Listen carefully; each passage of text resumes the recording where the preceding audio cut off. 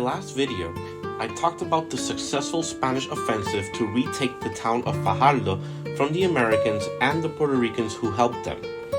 Today, I will talk about the twin battles of Guamani and Coamo, two crucial battles in the mountains of Puerto Rico that will see both sides push to their limits for control of the island's central highway. After the Battle of Guayama on August 5th, the small Spanish force suffered several casualties and were forced to retreat to the mountains above Guayama, where they will be reinforced to defend the southern road to Cayey, the most important base in the region. The person in charge of the defense of Guamani was Commander Julio Cervera, who was General Macias' aide-de-camp. He had at his disposal the following troops: 60 soldiers from the 6th Provincial Battalion from Guayama, 50 mounted soldiers of the 6th Provincial Battalion from Guayama, 187 soldiers from a company of the 6th Provincial that was stationed in Cayey, 30 soldiers from the Asturias Battalion in Aybonito, 23 of Captain Acha's surviving 5th Mounted Guerrillas, and 50 men from the 1st Mounted Guerrillas, for a total force of 400 men.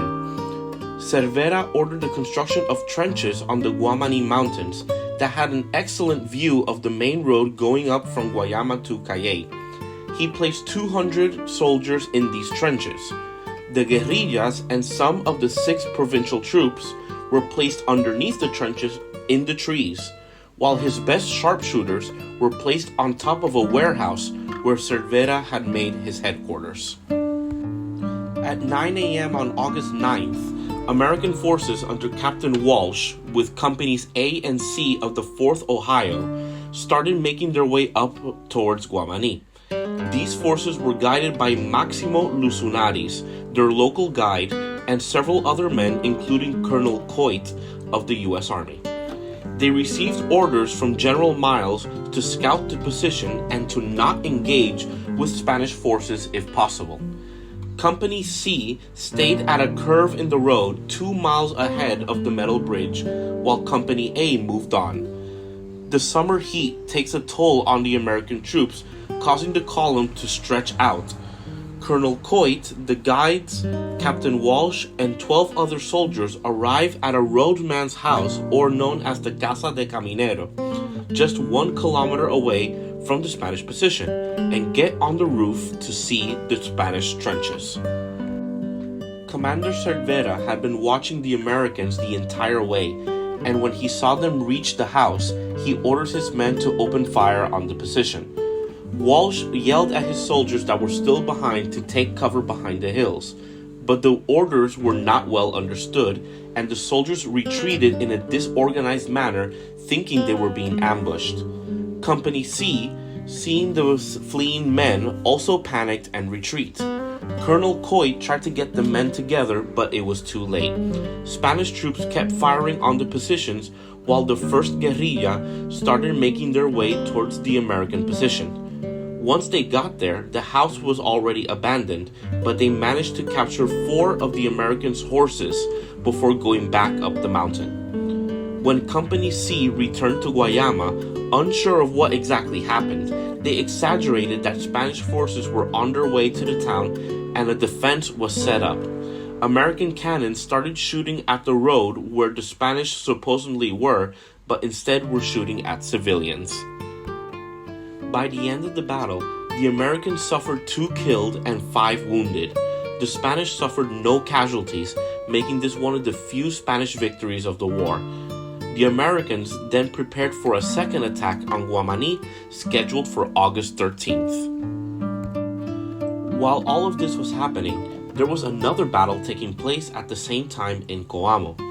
After their retreat from Ponce on the 28th of July, Spanish forces arrived in Coamo on the 29th. This town is located on the Carretera Central, or Central Highway, an intermunicipal road that connected San Juan to Ponce. When the Americans saw this road during the war, they considered it one of the best roads they've ever seen due to its construction and engineering through rugged mountain terrain. Today, the old Central Highway consists of the following roads starting at this marker in Old San Juan, Road 25 from Old San Juan to Rio Piedras, Route 1 from Rio Piedras to Cayey, Route 14 from Cayey to Ponce, and lastly, Route 123 through Ponce to the Old Harbor. Sadly, this road cannot be completely traveled in only one direction, and the segments from San Juan to Rio Piedras have changed over time. The best preserved part of this road starts on Route 1 in the main plaza of Caguas and continuing towards Ponce. Continuing with the conflict, after the Spanish retreated from Ponce, elements of the 16th Pennsylvania Volunteer Regiment followed their trail and stopped at a river crossing just 5 miles away from Coamo and remained there for several days. The Spanish received orders from Lieutenant Colonel Larrea, one of Macia's staff officers, who was in charge of the overall defenses in the area, that the following troops were to remain in Coamo while the rest of the troops retreated to Ay Bonito. The following troops ordered to stay were 2 companies of the 25th Light Infantry Battalion and several members of the Civil Guard and guerrillas under the command of Captain Rafael Martinez Illescas, with a total of approximately 300 men, although sources vary between 250 and 350 men. In Coamo, they built trenches and roadblocks in the town and ordered one of the bridges destroyed. On August 3rd, Spanish scouts encountered the 16th Pennsylvania and a small firefight begins, but neither side took casualties. On August 7th, General Wilson and General Ernst advanced to Coamo with the following troops from Ponce: the 2nd Wisconsin Volunteer Regiment, the 3rd Wisconsin Volunteer Regiment, Battery F of the 3rd Artillery Regiment, Battery B of the 4th Artillery Regiment, Squadron C of the New York Cavalry, the Single Corps, and the 16th Pennsylvania already at Coamo, with a total of 3,200 men on this campaign. On August 8th, they received maps from a local guide from Ponce and noticed a mountain pass to the north of Coamo and ordered the 16th Pennsylvania to use that road to flank the Spanish positions in the north, while the rest of the troops commit to a frontal assault. On August 9th, the battle begins around 7 a.m. The 16th Pennsylvania moves through difficult roads but got lost and wasted an hour of time to reach their designated positions. American artillery begins firing on a position they believed was a Spanish defensive blockhouse, but in reality it was just a wooden shack, and 66 shots were fired at it for 15 minutes.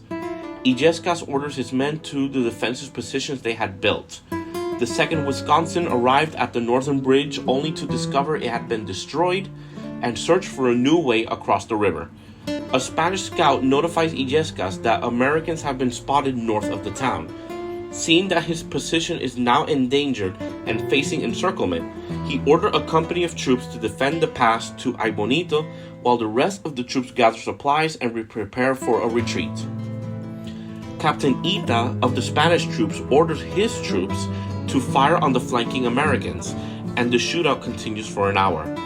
At this time, all of Illescas' men are at the main road and retreating towards Ay Bonito. He joins his rear guard, encouraging them to fight out. At 9 a.m., as Illescas continues to encourage his men, a bullet strikes him and dies shortly afterwards. Captain Frutos Lopez, second in command, runs to help retrieve his fallen commander, but is also killed before reaching him. Command now falls on Captain Ita, and he orders a surrender.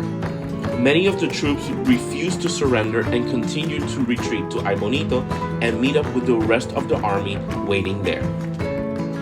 By the end of the battle, the Spanish suffered 6 killed, 8 wounded, and 167 surrendered, over half of their initial combat strength. The Americans suffered only 6 wounded.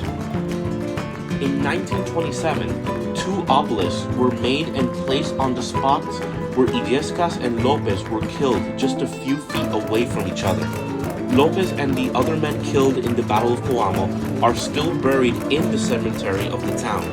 Illescas was repatriated to his home city of Cartagena, Spain in 1915. Ironically, he is more famous in Coamo than in his hometown. Today, Coamo is the only town outside of San Juan that preserves the battlefield that occurred there 125 years ago. A small park with maps and the order of battle was built at the site of the battle.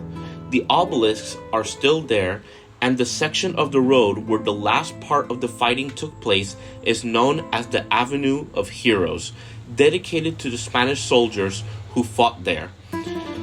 Also, one of the houses where Illescas last had his meal before the Battle of Coamo is still preserved as a museum to this day. Of all the battlefields of the Spanish-American War in Puerto Rico that I visited to make these videos, the battlefield of Coamo was my favorite. In my next video, I will talk about the Battle of Hormigueros, the bloodiest land battle of the campaign.